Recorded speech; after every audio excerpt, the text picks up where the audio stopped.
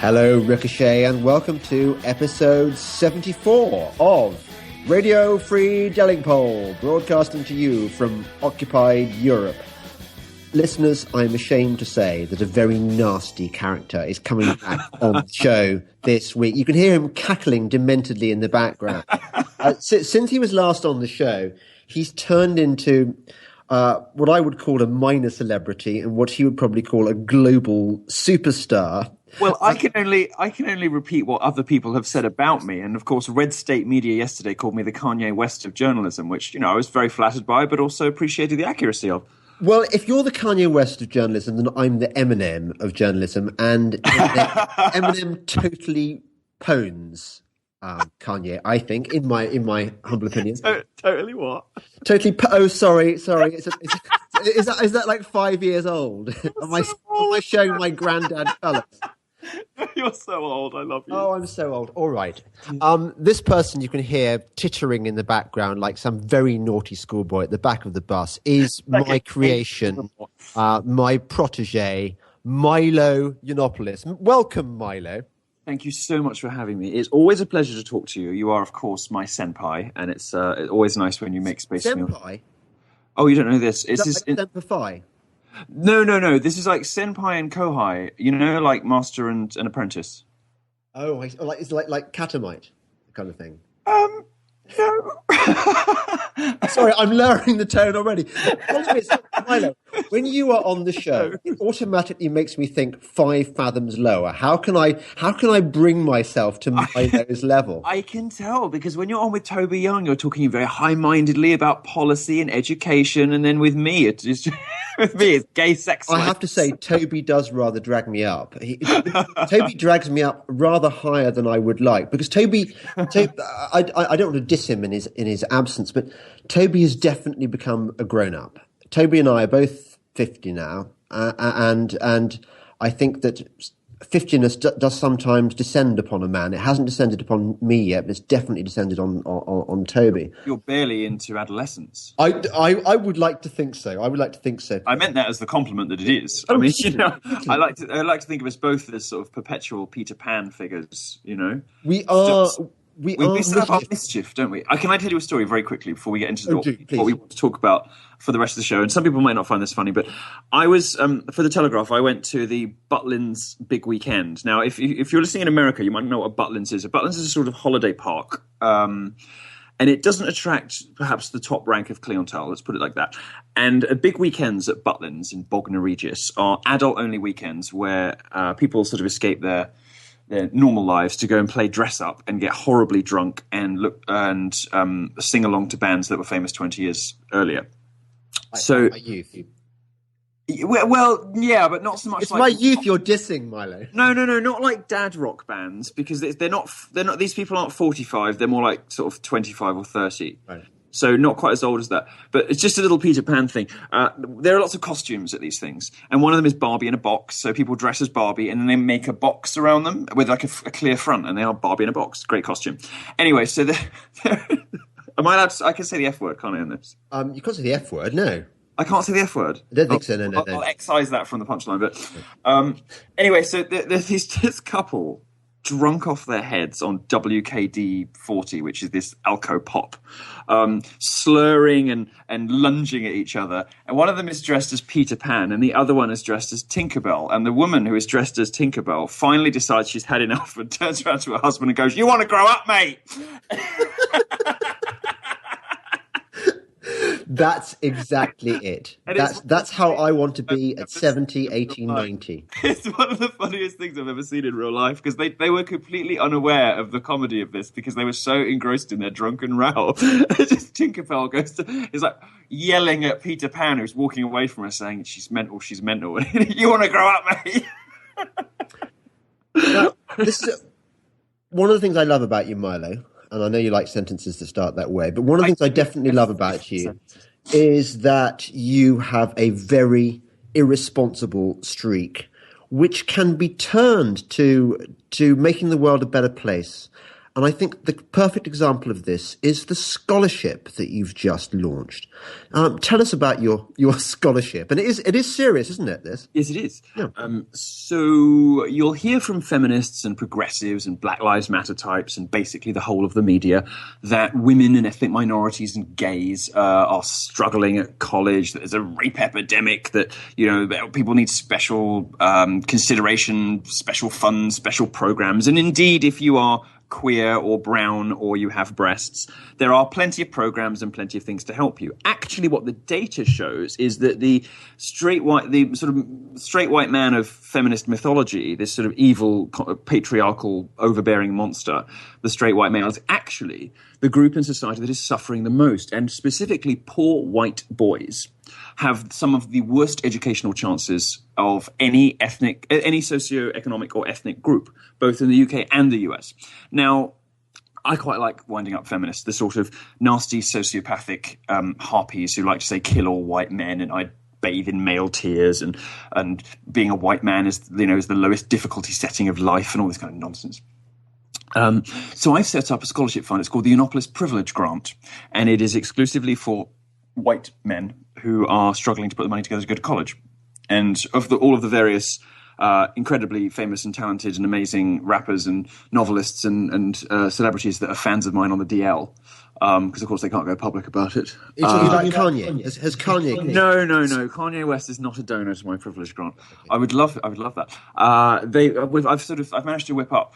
We've nearly finished the fund now. I've managed to whip up almost $125,000, and we're going to give out 50 grants of $2,500 next year. It's a small grant, but the difference between going to college and not going to college for poor families very often isn't $40,000, because a lot of it you can get in loans, and a lot of it you pay later. It's that sort of $2,000 to $5,000 that you need to sort of relocate to give you some breathing space, to buy some books, like just sort of get you on your feet once you're at college. Very often the difference between going and not going for a middle to low income family is just a couple of $1,000s. So this is sort of a grant that I'm throwing into the mix.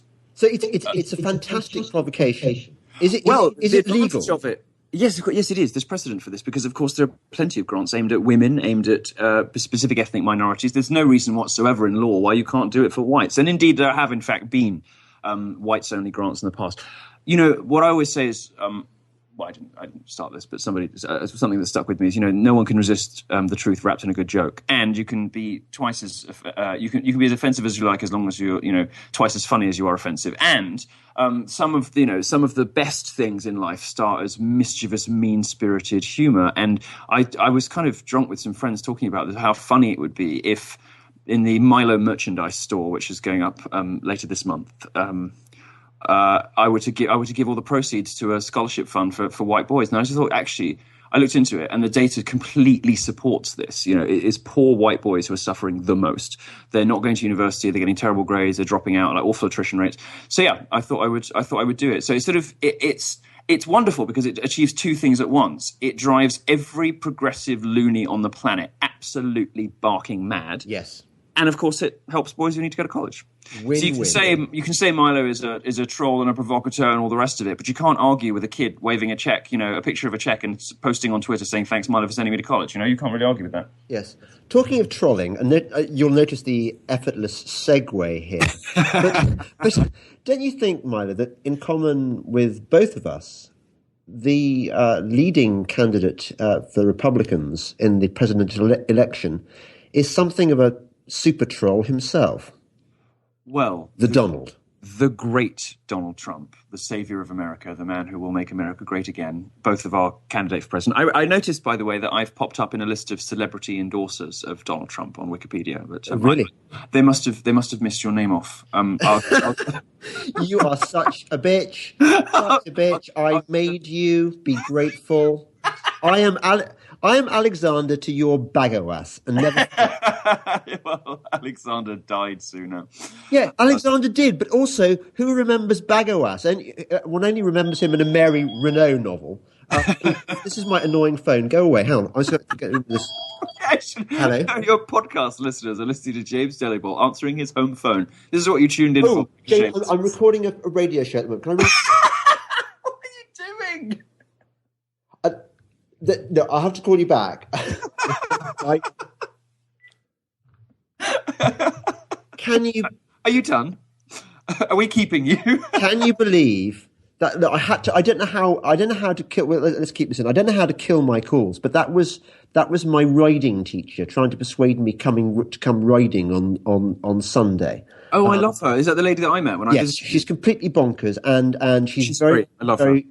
She finds one's weakness, and she knows I need a horse at least once a week. Not in a Catherine the Great style. I actually enjoy riding them, and so she badgers me. When are you coming next? When are you coming next? And I find it very hard to resist. Anyway, we were talking about the Donald. We were. Anyway, so he's. When I say he's like an internet comment section come to life, I mean that as a compliment, because he's become, for the left, a sort of shorthand for all of the various gauche instincts and social anxieties of the working and the middle classes that the journalist, politician, academic class loves to sneer at. And he's become sort of the living embodiment of the sort of cultural libertarian internet revolt.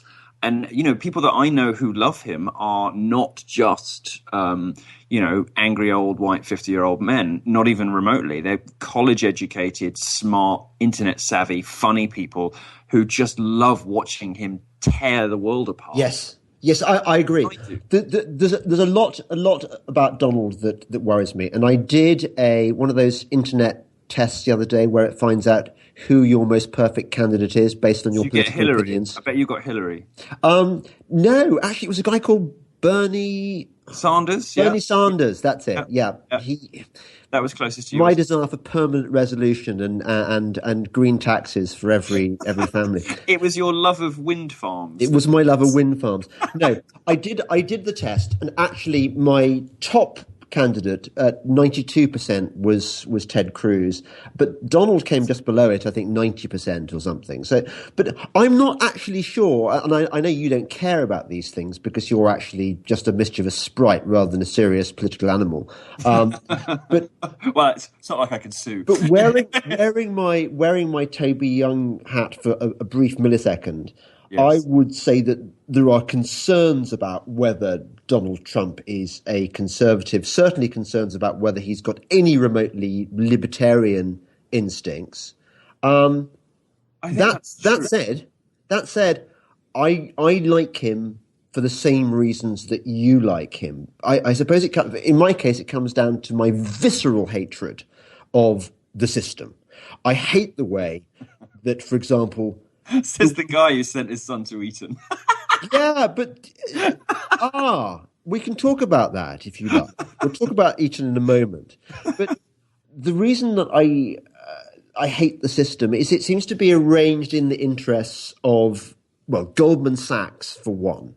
I mean, have you noticed how Goldman Sachs has just poured some money into the Britain Stay in Europe campaign? I don't have a bad word to say about Goldman Sachs. I look forward to a long and happy career doing their marketing. So. That's because you don't understand politics, you don't understand economics, you don't care about either of those things. You're a mischief maker. Also, you don't have any responsibilities. I mean, because you're gay, you're never going to have a family to support. You're never going to have to worry about a lot of the things that most of us worry about. Some of us genuinely worry about this world, which has been stitched up in the interests of a kind of political lawyer bankster class. And I don't think that's the conspiracy theorist in me talking. I think it is a genuine problem. Well, this is late capitalism at play, when many of the large institutions become entwined with one another, the state, banking, the law, academia.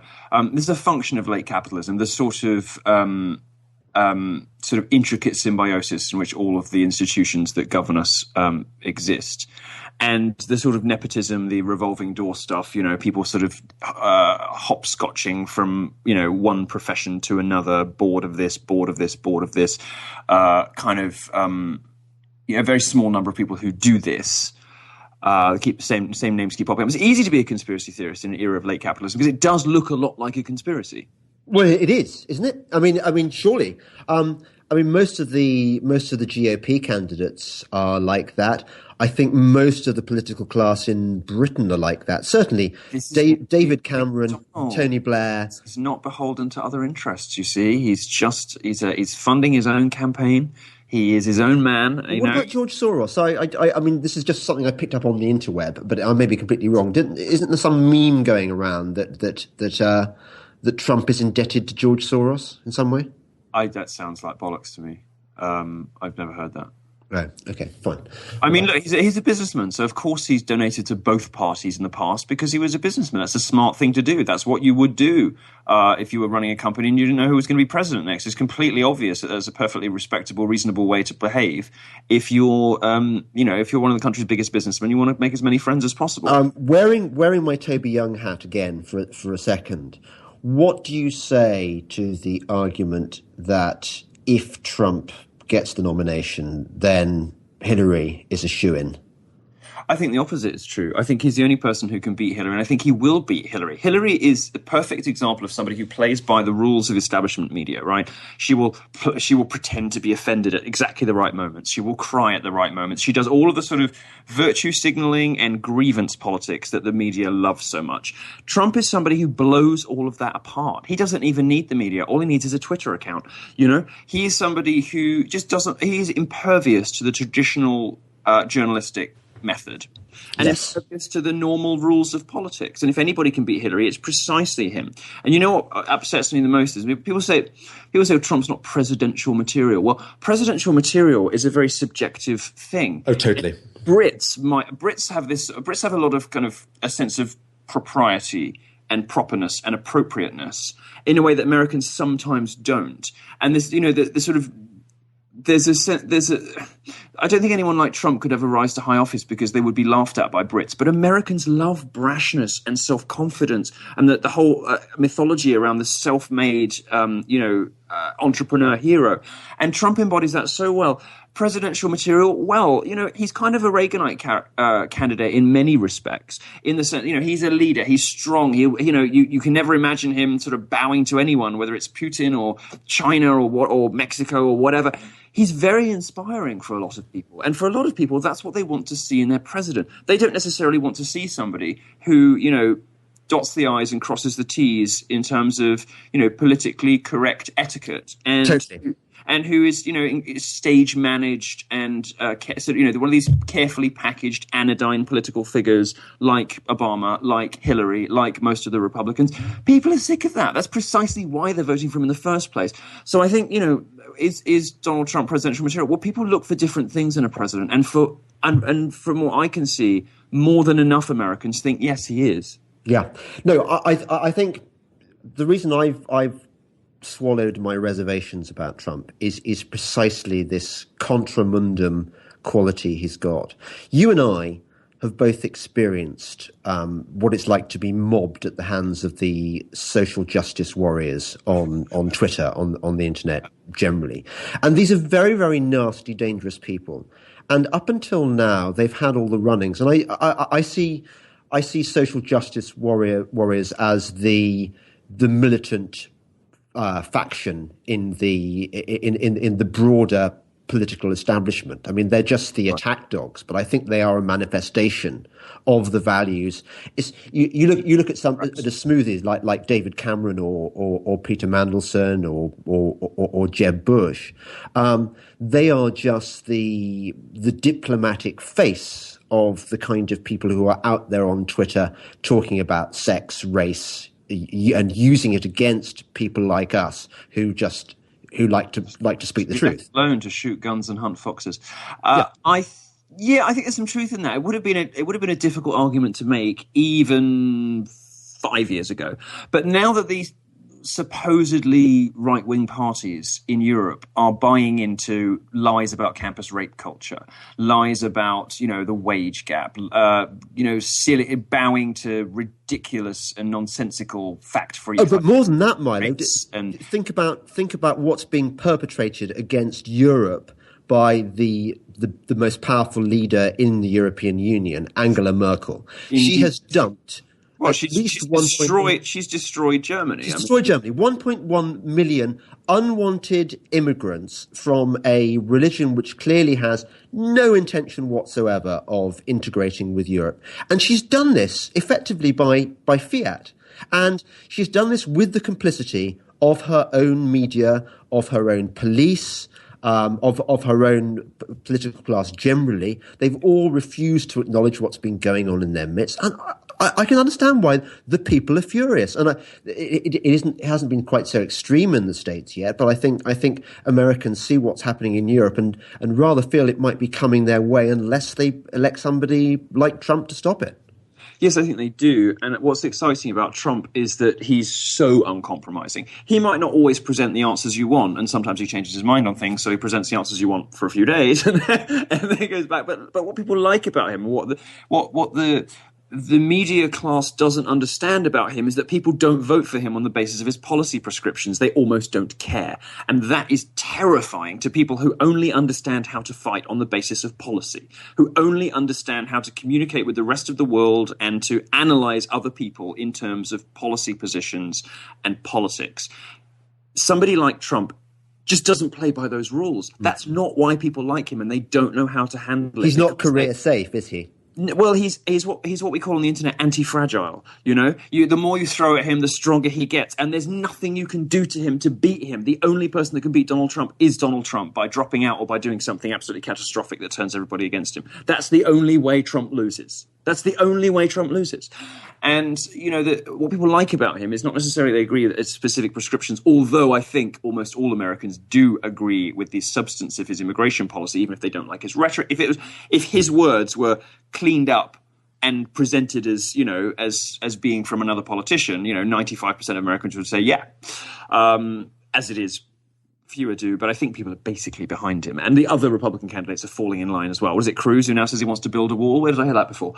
You know, I think people just appreciate, beyond any of that stuff, the fact that he doesn't back down and he doesn't apologize. The only place I see that being a problem, incidentally, to put my intelligent analyst hat on, might be my Toby for a second. I'm going to impress you now. The only place I see that potentially being a problem is Iowa, because New Hampshire is doing great. He's doing great everywhere. He's doing great nationally. Iowa, the sort of evangelical Iowa caucus voters, you know, they don't like the lack of humility, of spiritual humility from Trump. So I think he needs to pull something out of the bag if he wants to beat Cruz there. But, I mean, he's beating him everywhere else, and he's leading nationally. So if he loses Iowa, who cares? He could wear a hair shirt, couldn't he, when he goes to Iowa? No, I'll tell you what I think he should do. I think he should. We should see a moment of genuine sincerity and humility, if not contrition. Because I don't think he's got anything to be sorry for. So I don't think he should start apologizing. But I think we need to see humility and authenticity from Trump. I think he needs to acknowledge, if not atone for past sins. Because, I mean, by objective metrics, he's not a very good Christian. And people in Iowa care about that kind of thing. Right. He's divorced. He's, you know, the living embodiment of greed and kind of ostentatious displays of wealth. So I think he needs to bare his soul before the electorate and talk about some of those things. But, I mean, everywhere else who cares.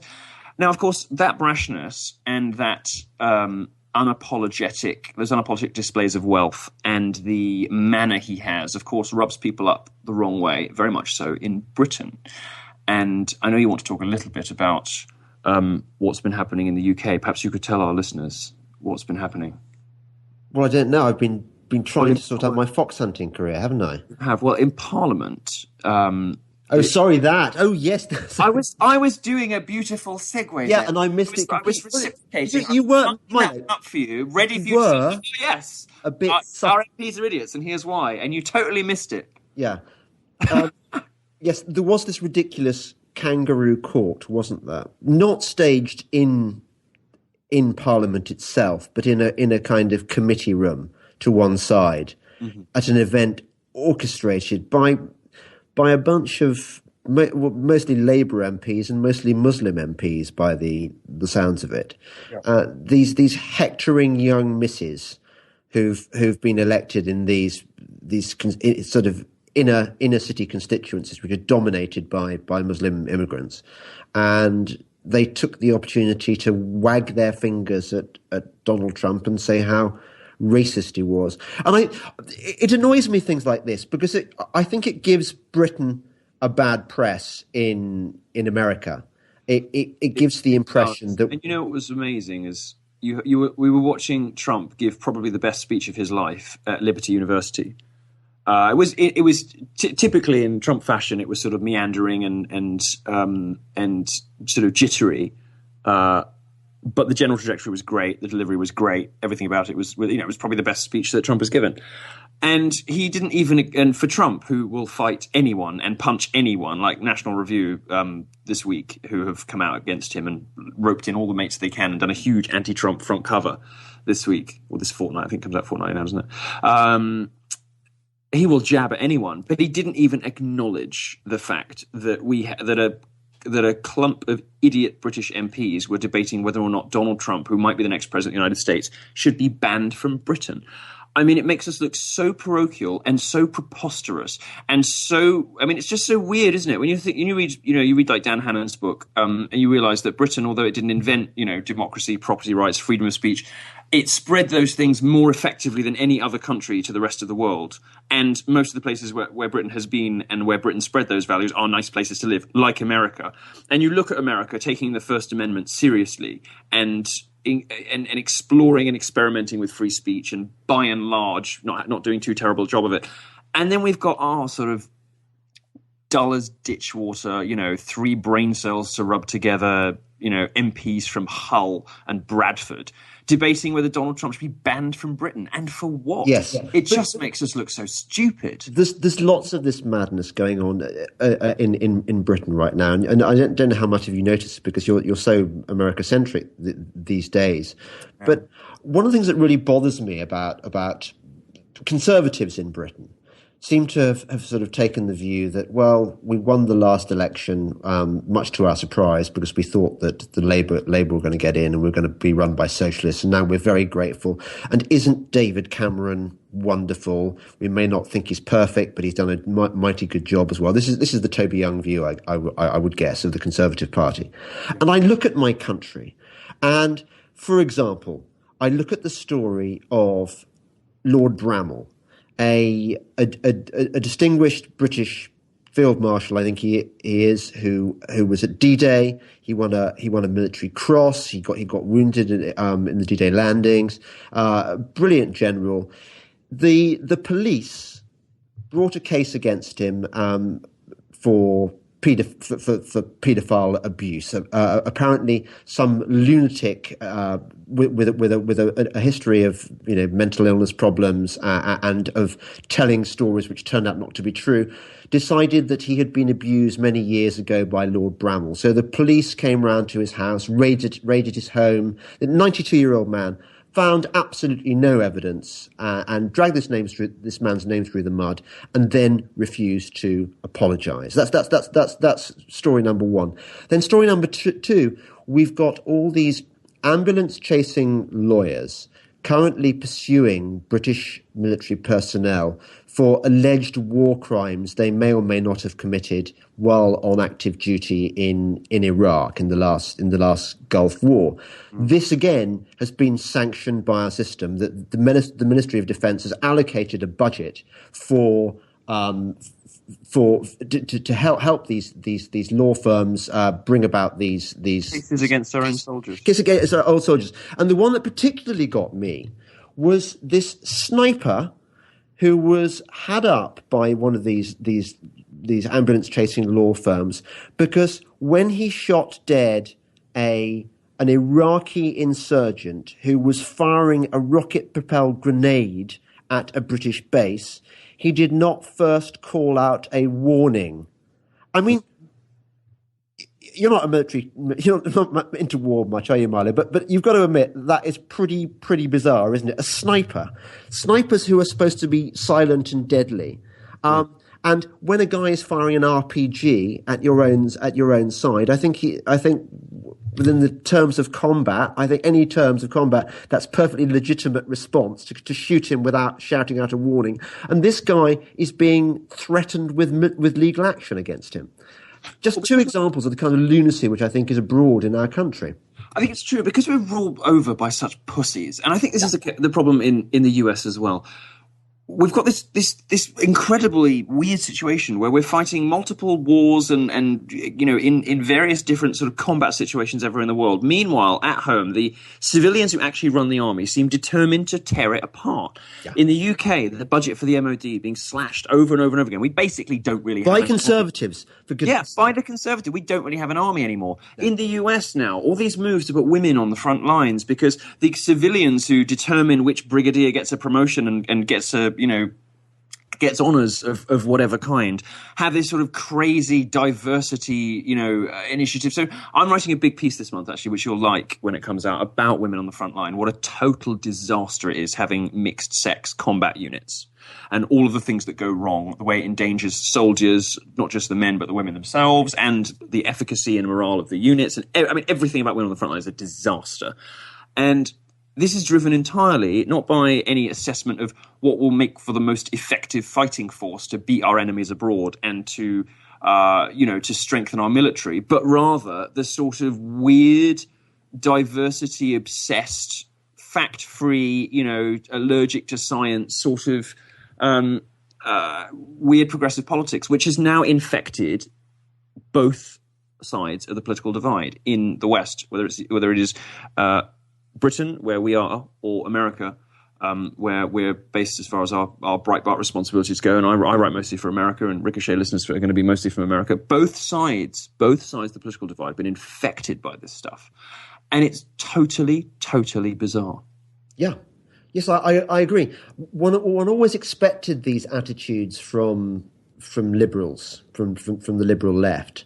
But when you see conservatives, and people one might have considered to be quite red meat conservatives, even some of my friends who are politicians, I worry about. Even it's that wretched phone again. I don't go away, phone. No, Hello. I'm just doing a podcast.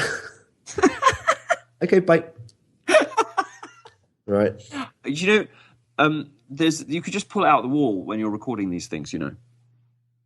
Yeah, I forgot to do it. Sort of turn it off. Yeah, but doesn't it go with my, hey, granddad, you're quite an amusing character, you're so useless? I mean, it's given me some laughs, and I think people listening will some lols, yeah. Enjoy your hopelessness. Everyone knows what my phone ringtone sounds like, and it's probably so dated now. And whatever that noise is that probably you? Is it like early Justin Bieber? Is it that dated? Or maybe more? I don't know what your benchmark for something that's really square Daddy-O is, but I'm sure whatever it is, I've reached peak square. To be honest with you, I'm not interested in anything until about 1992, 93. So when Jurassic Park and the Spice Girls come out, that's when culture starts again. I mean, basically, music dies with Wagner in 1883. There's really anything anywhere between there. I mean, the 50s, 60s, and 70s is just a complete write-off. Which is why, Milo, it's always a mistake to talk about culture with you, because there's so much there's so much you're missing. But then I'm missing nothing. I'm missing dad rock. I'm missing the Beatles, the most overrated band in history. The Stones, Led Zeppelin, Pink Floyd. My God, what a load of old bilge. No. It's so remarkable to me that otherwise intelligent, cultured, erudite people with good taste listen to anything that came out in the 60s or 70s. Discuss. Listen. By the way, I wanted to take issue with this idea that I have sent my boy to Eton to become creating the ultimate scion of privilege in your offspring. Because can I explain? You're basically you, the ultimate self-styled. Are you going to figure give me a chance hurling your young boy into the very heart of establishment privilege?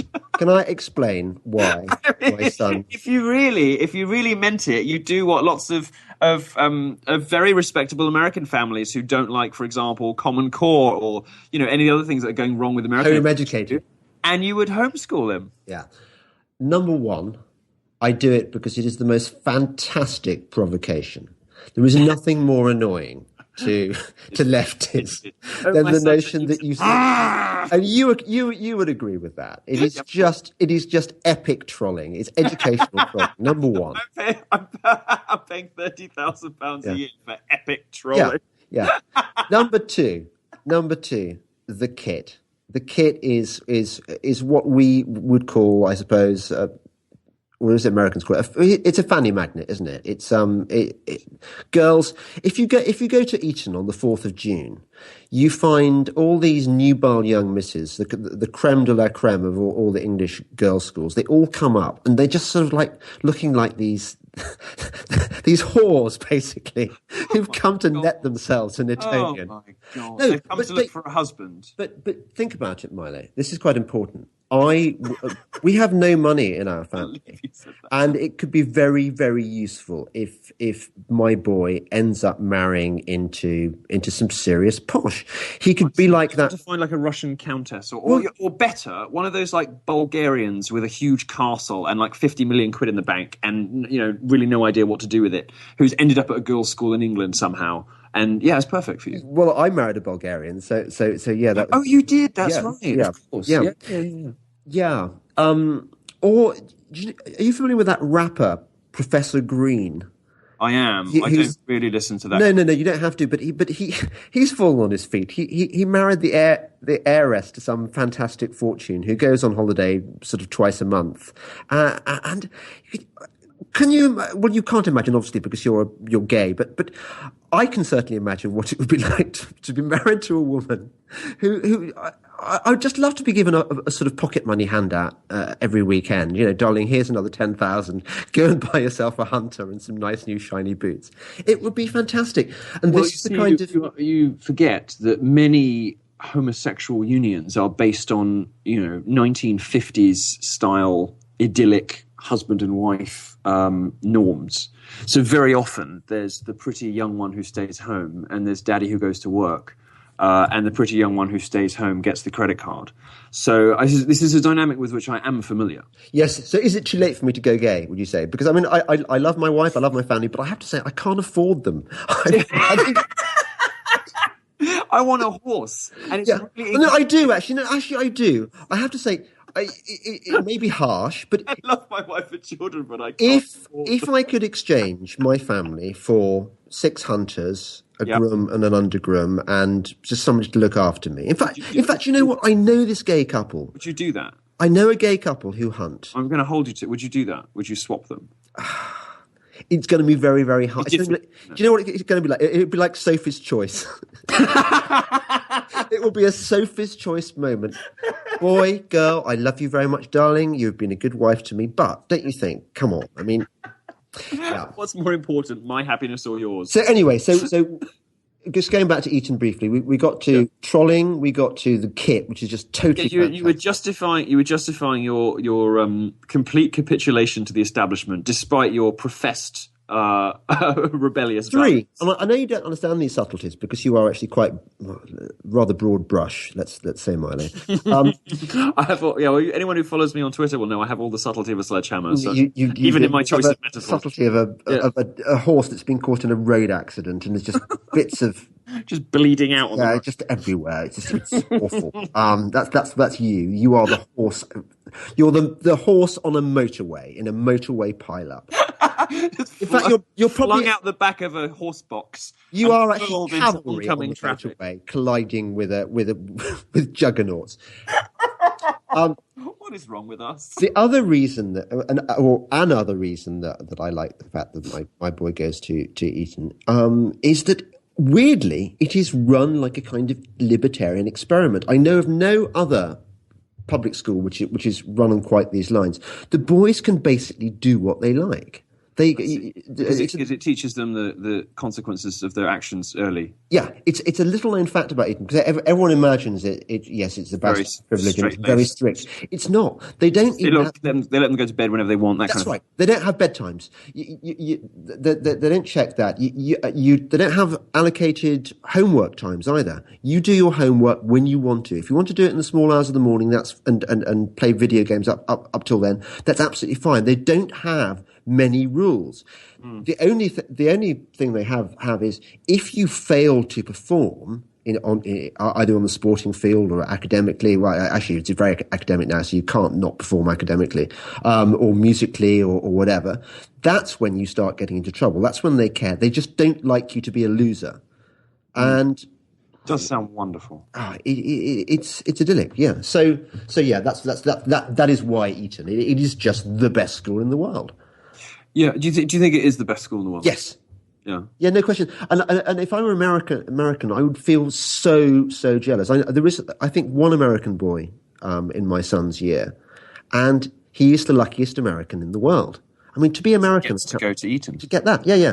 Mind you, boy phoned me last night, and he wants to go to. There's some sort of exclusive, well, obviously exclusive American boarding school, which does a kind of scholarship for Etonians to go and stay there for 2 weeks in the spring holidays, and he wants to go and do that rather than be with his family. But it would be quite a cool thing to do, don't you think? It does sound quite cool. Yeah, that sounds lovely. Well, of course, your son is not the kind of person who needs the Innocuous Privilege Grant, but well, I don't know. Maybe I'll just give one anyway. I'm no. Well, this is what I'm thinking. I mean, I might. It's $2,500, so it doesn't end up being very much in pounds. No. But yeah, next time he comes next time you're looking to pony up, but they ask you to pony up for school fees. You may wish to come and apply for the Innocuous Privilege Grant. He actually wanted to go to an American university, but I've said no for two reasons. First of all, because of all that nonsense on the American campus, social justice craziness. No, you should send him to Oxford or Cambridge. Yeah, and also I've heard that Oxford and Cambridge are much better for undergraduate degrees. Americans are better for postgraduates, but they're kind of lousy for the. I think that's right, and also you've got to spend 4 years doing it. In some cases, 5. It's such a long time to get such a low quality qualification. So for all those reasons. Now, what was the? Oh yes, finally, I think, because we've delighted our audience for quite a long time. I think we have to wrap up in a couple of minutes. So Twitter. Tell me about this Twitter thing you wanted to because I remember about a month ago, I tweeted, I think, to you that, hey, isn't this great? Isn't Twitter fun now that we've won? Now that we've cleared the field, we're not getting any misery anymore. And then suddenly it all kicks off again, and one realizes you lose your blue tick verification badge because Twitter doesn't like my politics. Yes. I'm the wrong kind of homosexual, you see. Yes. I've gone off ideological reservation, so I have been punished by the Twitter Stasi. Have they explained at all? No, of course not. Of course not. Never apologise, never explain, just, punish. I'll tell you briefly what's going on in Canada very quickly before we finish. So a guy called Gregory Allen Elliott got into an argument with some feminists online, and these feminists reported him to the Crown in Canada for criminal harassment because he had an argument with some feminists on the internet. This is a landmark case. It would have been very worrying if he'd been convicted for this, because what it would essentially, the message it would send is that if you are Canadian and you disagree with the wrong person on the internet, you can be put in prison. Now, this guy's had his life ruined. I did a fundraiser for him, actually, called Freedom of Tweets. Get it? With Lauren Southern, who came up with that wonderful name, who's a libertarian politician in Canada. And contributor to Rebel Media, our friend Ezra Levant's outfit, which is very good, up in Canada. Anyway, so the guy's had his life torn apart. There's a fundraiser to try and help him sort of put it back together again, which I think has raised about 60,000 of the 100,000 that he's out of pocket. This guy has been banned from using the internet. He has paid tens of thousands of dollars in legal fees because a feminist disagreed with him on the internet and then claimed that he was harassing her. This is, of course, what they do. They mischaracterize disagreement, criticism, and ridicule as abuse and harassment. Sorry, so who is this guy exactly? What's his background? Gregory Allen Elliott. I don't think he's a journalist or anyone particularly remarkable. I think he's just a private citizen, just a regular guy with a small family business and a couple of sons, and the sons are quite hot, actually. Regular business, and he had his life destroyed by these dishonest gender activists. Anyway, long story short, he was just when this goes out, I don't know, but on Friday he was given a not guilty verdict, thank God, by the Canadian courts. And the feminazi Twitter Gestapo were given a good slap around the face, a much deserved one. Well, hurrah for that! Hurrah for that! So, I mean, was it just the judge being sensible, or what? I don't know. I think most people realise this was preposterous, but the police, of course, in Canada are, as you suggested earlier, part of that nexus of